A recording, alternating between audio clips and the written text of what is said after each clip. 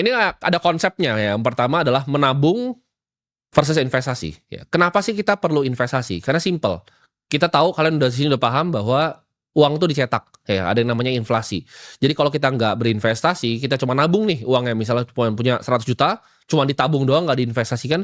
100 juta itu kalau misalnya inflasinya itu 3-5%, tahun depan tuh udah berkurang ya.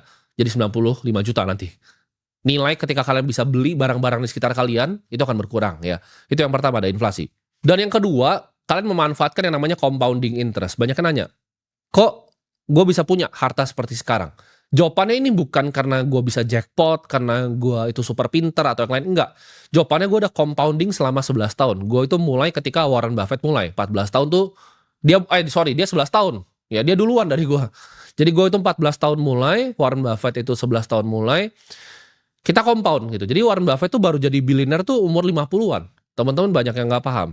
Compounding itu keajaiban dunia ke-8, katanya Albert Einstein. Jadi bunga berbunga, ya. Kalian bisa dapetin bunga dari bunga yang kalian dapetin lagi. Ini luar biasa ya. Teman-teman kalau mulai dari uang yang sangat kecil, kalian compounding 50 tahun, kalian silahkan cari di Google aja. Kalkulator compounding, kalian coba skemain ya. Uang 100 juta, 15% selama 50 tahun tuh luar biasa ya. Besarnya tuh di luar bayangan kalian. Dan inilah yang gue tahu dulu. Jadi gue fokusnya di compounding ini. Kenapa gue berinvestasi gitu. Nah di